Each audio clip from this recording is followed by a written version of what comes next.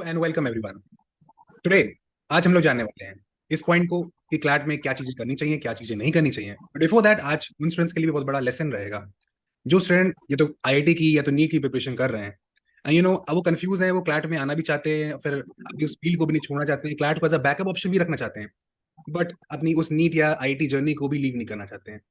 सो आखिर ये चीजें कैसे होंगी, आखिर हमें कैसे प्लान करना पड़ेगा, आखिर प्रिपरेशन को कैसे टर्न देना पड़ेगा, सब कुछ आज हम लोग जानेंगे। So today we have with us, आज हमारे साथ हैं अनंतजीत त्रिवेदी। अनंतजीत इज फ्रॉम मध्य प्रदेश, जबलपुर से ही है। एंड ग्रेट थिंग इज कि अनंतजीत जबलपुर से ही है और he has got into national law university Jabalpur. New NLU है, लेकिन नेक्स्ट लेवल एनएलयू है, ग्रेट लोकेशन, सब कुछ नेक्स्ट लेवल होने वाला है। So like that's a great probability कि एक नेक्स्ट लेवल एनएलयू बनने वाला है। सो आज इन कुछ क्वेरीज को हम लोग सॉल्व करेंगे। सो वेलकम वेलकम अनंतजीत भाई, कैसे हो? Good afternoon sir. बिल्कुल ठीक हूँ और it's a great opportunity for me. मुझे बहुत अच्छा लग रहा है। मतलब सोचा नहीं था कि आपके यूट्यूब चैनल पे एक दिन में ऐसे स्टूडेंट था, क्लैट प्रिपरेशन के दौरान देखता था आपके वीडियोस। कभी नहीं सोचा था कि एक दिन ऐसा मौका भी मिलेगा मुझे। Same same, even I am getting opportunity कि भाई मैं आप लोगों से बात कर पा रहा हूँ, तुम लोगों से बात कर पा रहा हूँ। It's a great. जी sir. So Anantjeet, firstly question मेरा तुम्हारे ऐसे ही रहेगा कि तुम तो पहले आईआईटी प्रिपरेशन कर रहे थे, ठीक है? जी sir. IIT JEE main, sorry mains and advance जो उसका एग्जाम पैटर्न रहता है। सो आखिर तुम आईआईटी तरफ ही क्यों गए थे, एंड अल्टीमेटली तुम्हारा लॉ तरफ आना कैसे हुआ? ये थोड़ा सा स्टोरी बताओ एक बार। सर मेरे फादर इंडियन नेवी में हैं, ओके। साइंस बैकग्राउंड से हैं। मेरी मदर साइंस बैकग्राउंड से हैं। हम्म। तो डेफिनेटली मम्मी पापा का एक इंक्लिनेशन था कि हमारा बेटा भी साइंस में जाए। मेरी दीदी भी साइंस बैकग्राउंड से है, वो डॉक्टर है अभी एक। हाँ। तो उन्होंने मुझे, पापा ने, मतलब 10th में मेरे परसेंटेज भी अच्छे थे, हम्म। मैथ्स और साइंस दोनों में। तो मेरे फादर ने मुझे कहा था कि बेटा तुम पीसीएम ही लो। मैंने कहा भी उनको कि पापा मेरा इंटरेस्ट इस फील्ड में अभी इतना नहीं है, पीसीएम में मेरा इंटरेस्ट नहीं है। हम्म। स्कूल की तरफ से 8th क्लास में मैं जीके कंपटीशन में पार्ट लेने गया था, स्कूल को मैंने रिप्रेजेंट किया था बॉर्नविटा जीके कंपटीशन में। Correct correct. चेस खेलना, दूसरी चीजें करना, न्यूज़पेपर पढ़ना, पॉलिटिक्स में भी मेरा थोड़ा सा इंटरेस्ट था शुरू से ही। History okay. में इंटरेस्ट था मेरा। तो मेरा एक वाइड रेंज ऑफ इंटरेस्ट था। तो मैंने अपने पेरेंट्स से बोला कि मुझे इंटरेस्ट नहीं है, बट पापा का रिस्पेक्ट रखने के लिए, और कॉमन इंडियन पेरेंट्स जो होते हैं कि बेटा पीसीएम में ले, इसी में जीवन है, बाकी तो हाँ। सब बेकार ही है, वही चीज मुझे बोली गई और मैंने पीसीएम लिया। एक्चुअल में 11th में मैं कुछ नहीं कर रहा था, मेरे पापा ही सारा फॉर्म भर रहे थे, सब्जेक्ट भी वही चूज कर रहे थे, बात भी वही करता था, मैं कुछ नहीं कर रहा था। अच्छा। हाँ। फिर मुझे एक कोचिंग में डाल दिया गया, ऑनलाइन प्रोग्राम भी मुझे दिया गया एलन से। ओके। 11th और 12th 2 साल मैंने अपनी जिंदगी के जेई मेंस और एडवांस की तैयारी की है। हम्म। कोचिंग में मार्क्स भी ठीक आते थे, हाँ। बट प्रिपरेशन के दौरान मुझे ऐसा लगा कि मैं इस चीज के लिए नहीं बना हूँ। ओके। बनता था मुझसे, ऐसा नहीं है कि मुझसे नहीं बनता था, बट मेरा इंटरेस्ट ही नहीं आ रहा था मैथ साइंस में। करेक्ट। मेरे ग्रैंडफादर रिनाउंड एडवोकेट थे मध्य प्रदेश के, उनसे मैं काफी इंस्पायर्ड था और हम्म। हूँ। उनके साथ में बैठा करता था प्रिपरेशन के दौरान भी, उनको देखता था, उनको ऑब्जर्व करता था, घंटों घंटों उनके साथ बैठता था मैं। मुझे लगा कि अब मुझे प्रिपरेशन छोड़नी चाहिए। वैसे तो मैंने काफी लेट डिसीजन लिया, 2 साल एक बहुत बड़ा पीरियड होता है, करेक्ट। बट उस पीरियड को मैंने छोड़ के उसके बाद क्लैट की प्रिपरेशन स्टार्ट की। 12th मेरा हो गया था, 12th में मेरे 81 परसेंटेज आए पीसीएम से ही। हम्म। मैंने उसको छोड़ा, मैंने क्लैट की प्रिपरेशन की। घर में भी काफी स्ट्रगल्स देखने को मिले, करेक्ट तो करेक्ट। काफी स्ट्रेस भी था उस दौरान। हम्म। क्लैट के लिए उतना मुझे लगता है मुझे मौका मिल भी नहीं पाया, क्योंकि क्लैट से मैं, मुझे पता ही नहीं था कि क्लैट क्या होता है। 12th हम्म। तक मुझे सच में नहीं पता था। हम्म। ग्रैंडफादर भी पुराने उससे थे लोग, तब तो एनएलयूज वगैरह होते नहीं थे, कॉन्सेप्ट भी नहीं था। State national university. जी सर। लेकिन फिर बाद में मुझे पता चला, मैंने प्रिपरेशन स्टार्ट की लीगल एज में, हम्म। और काफी संघर्षों के बाद मैंने मनाया उनको, अपने पेरेंट्स को, और हाँ। मैंने क्लैट की प्रिपरेशन की और आज एलयू में हूँ मैं। चलो, बहुत ही नेक्स्ट लेवल स्टोरी थी। एंड जितने स्टूडेंट देख रहे हैं वो अगर आईआईटी नीट या किसी एग्जाम प्रिपरेशन कर रहे हैं, तो मुझे पता है मैक्सिमम स्टूडेंट जो देख रहे हैं उनकी फैमिली ऐसी होगी जो कुछ ना कुछ में, मतलब एक तुम उस एनवायरमेंट में आ ही जाते हो। लाइक आप जितना कोशिश करो कि तुम उससे थोड़ा सा अलग जाओगे, इट्स नॉट पॉसिबल। मैं अपनी स्टोरी मैंने बताई है कि मैं भी पीसीएम स्टूडेंट था। लाइक मेरा बायो करने का मन था, so like PCB, I bought book, मैं बुक भी ले आया।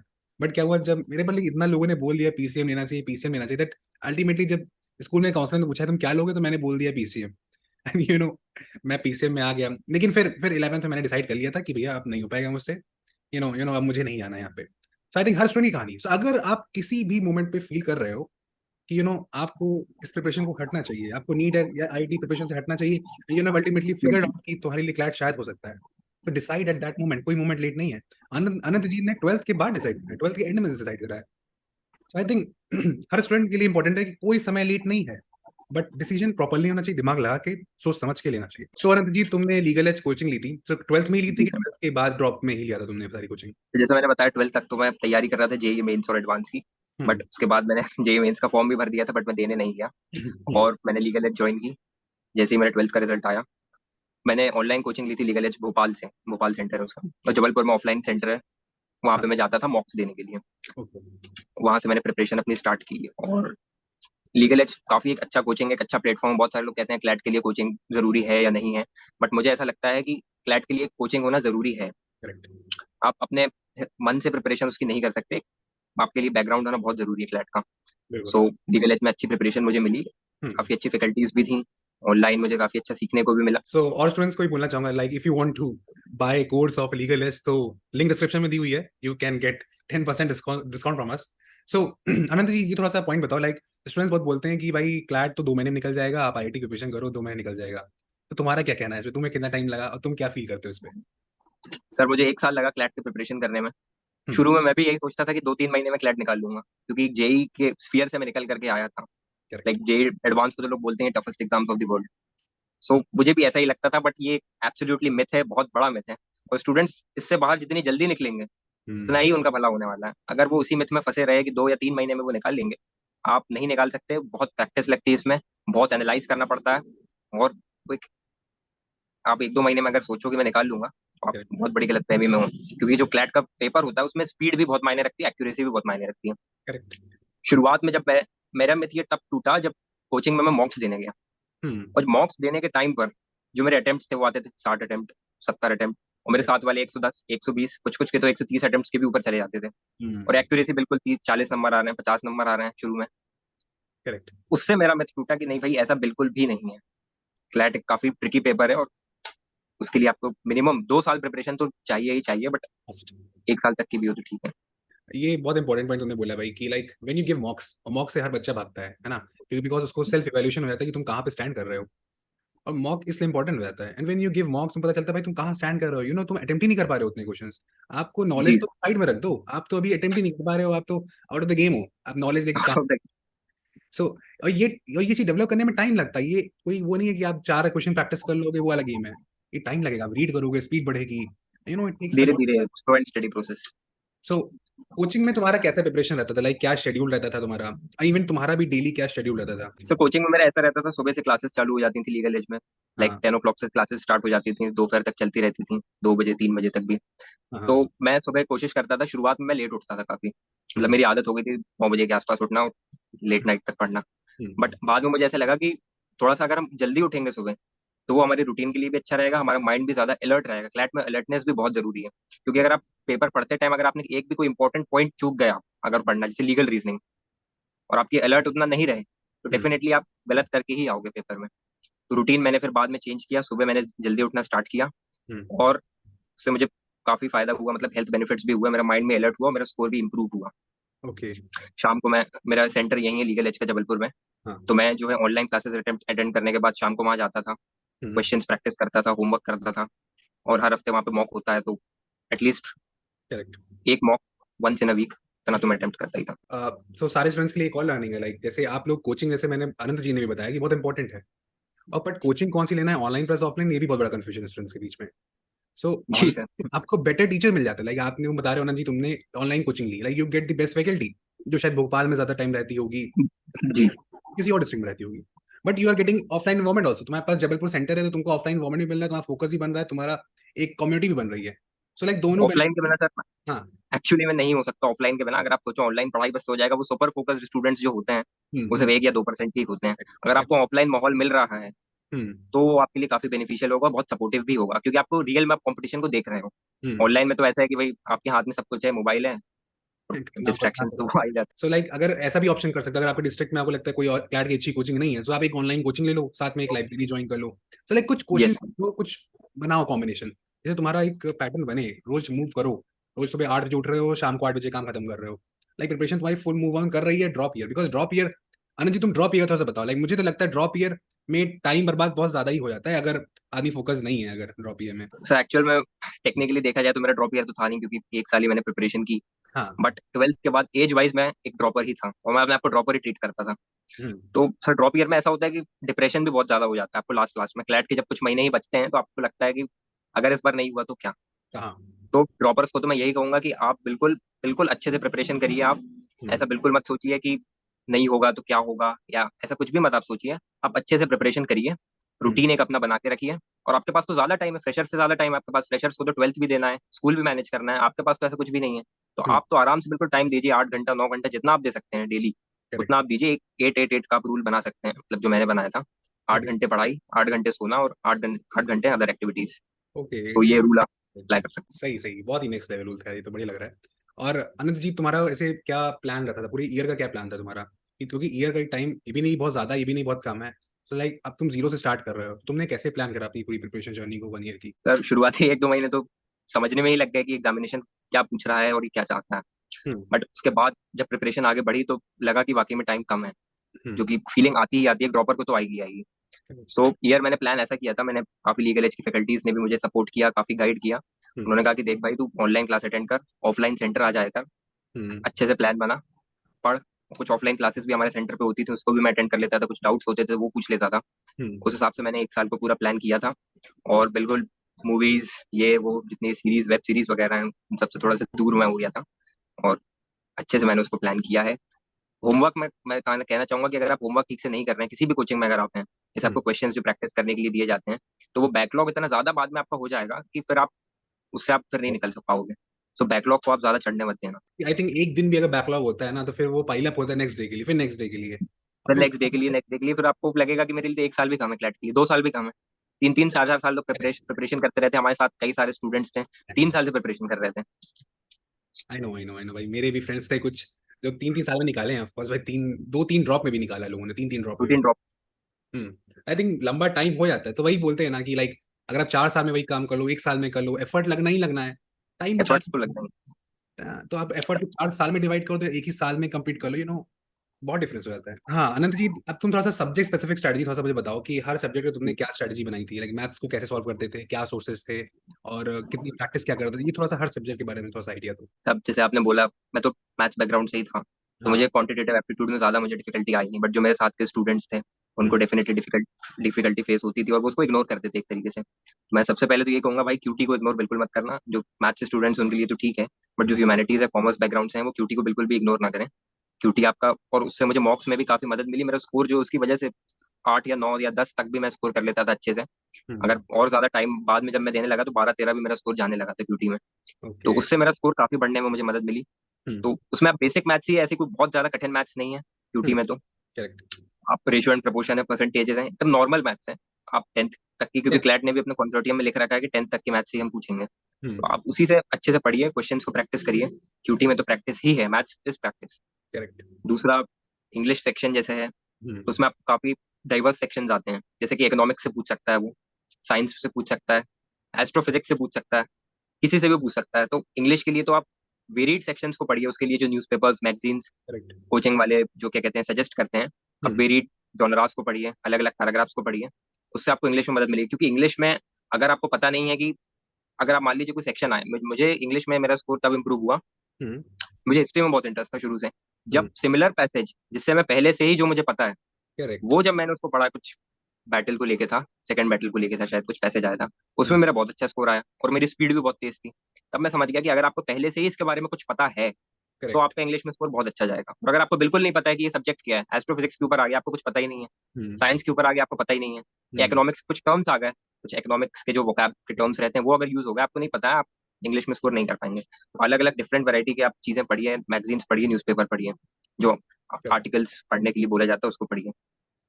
लीगल के लिए मेरा ये कहना है कि लीगल के लिए कॉन्टॉप्स हमको कोचिंग से प्रोवाइड किए गए थे, जिसमें कुछ कॉन्सेप्ट्स थे लीगल के, जैसे हम्म। डिवोर्स को लेके है, नए ओके। नए जो यूएपीए हैं उसको लेके है, लॉस को लेके है। हम्म। लीगल के लिए कंसोर्टियम बोलता है कि आपको पहले से कुछ पढ़ने की जरूरत नहीं है, उन्होंने लिख के रखा है, बट ऐसा कुछ नहीं होता है। अगर आपको पहले से प्रायर नॉलेज है उसका, तो करेक्ट। लीगल रीजनिंग में आप अच्छा कर सकते हो। उसके लिए आप पहले के जो कॉन्सेप्ट्स हैं उसको पढ़िए और लीगल में प्रैक्टिस करिए। आई थिंक स्पीड ही नहीं आ पाती है अगर आपको पहले से उसका आइडिया ही नहीं है। जैसे इंग्लिश उन्होंने बताया, अगर इंग्लिश मुझे पहले से आइडिया है उन पैसेजेस का, अगर मुझे लीगल में वो लॉज को पहले से दिमाग में आइडिया है, मतलब मैं बहुत फास्ट फास्ट करूंगा, तभी आपकी स्पीड बढ़ेगी। लाइक स्पीड बढ़ना सिर्फ रीडिंग से ही नहीं है, वो कॉन्सेप्ट कितने अच्छे से आता है वो भी इंपॉर्टेंट है। वरना आप उसको वो भी इम्पोर्टेंट। 3 बार रीड करोगे उसी सेम पैसेज को। सिर्फ हम लोग जो लास्ट ईयर के पहले का क्लैट था, उसमें हाँ। बहुत सारे बच्चे लीगल में इसलिए अटक गए थे, उनको प्रपोजल नहीं पता है, प्रपोजल कब एक्सेप्टेंस बन जाता है वो नहीं पता, तो वो उसमें अटक गए थे। और जैसे ही वो उसमें अटके, उनकी स्पीड भी चलेगी, एक्यूरेसी भी चलेगी, प्लस प्रेशर क्रिएट होगा अलग। तो पहले से आपको कॉन्सेप्ट्स पता होने चाहिए लीगल में।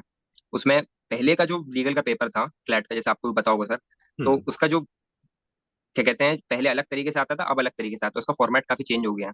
करेक्ट। पहले लीगल में प्रिंसिपल लिखा रहता था, फैक्ट्स लिखे रहते थे। हम्म। अब वो नहीं लिखा रहता है, पूरा पैसेज आपको दिया रहता है, उसी में से आपको प्रिंसिपल भी डिड्यूस करना है, फैक्ट्स भी डिड्यूस करना है, और उस हिसाब से आपको आंसर हिट करना है।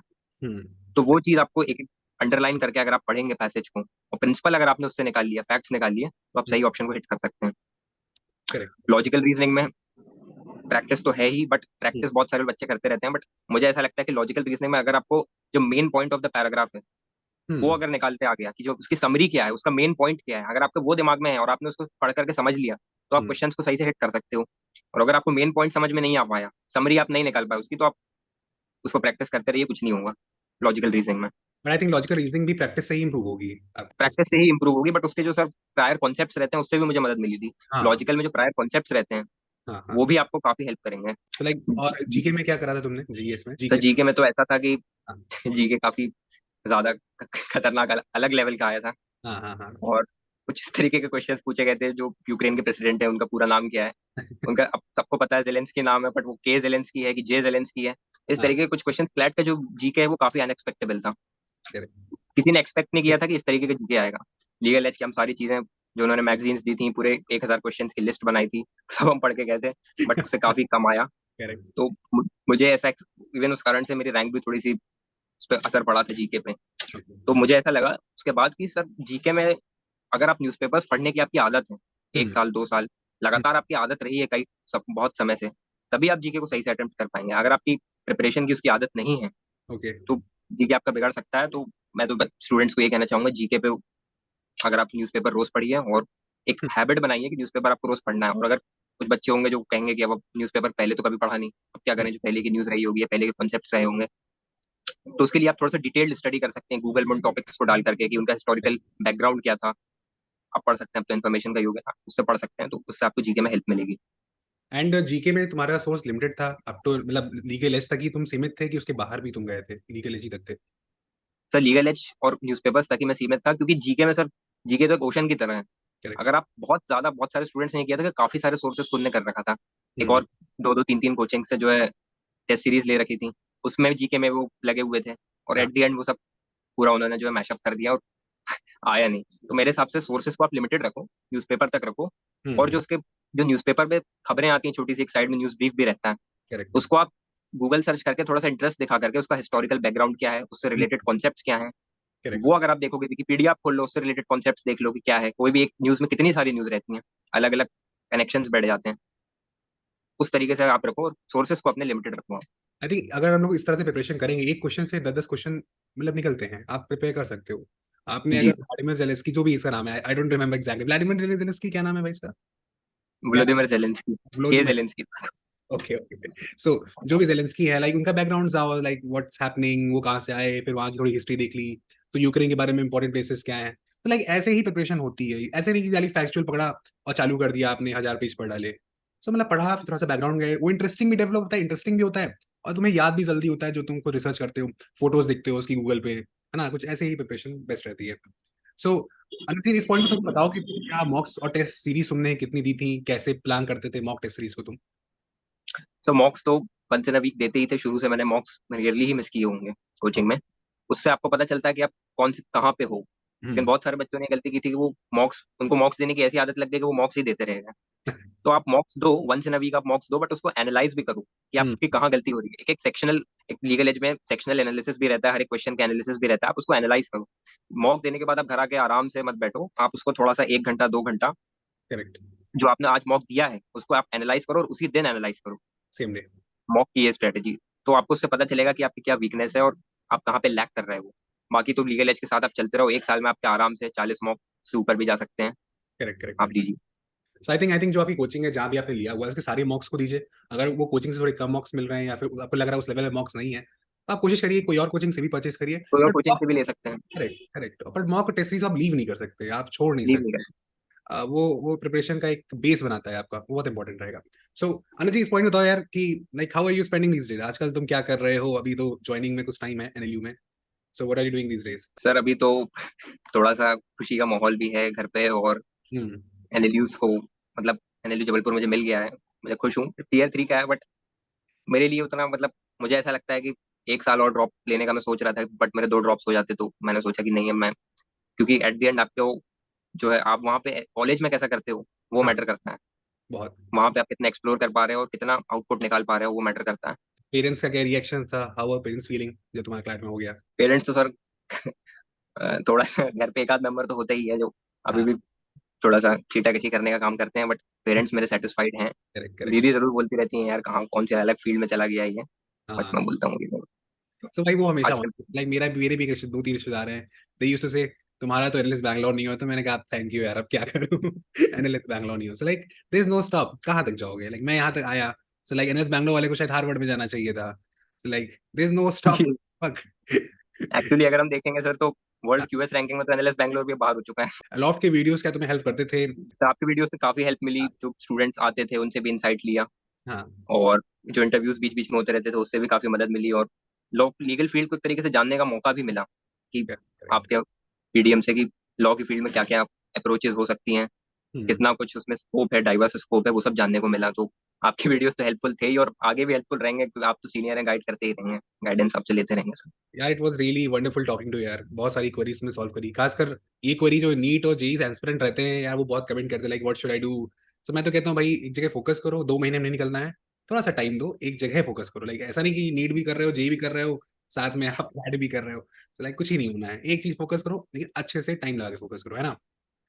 सो so it was really wonderful talking to यार भाई, है ना? Thank you sir, thank you.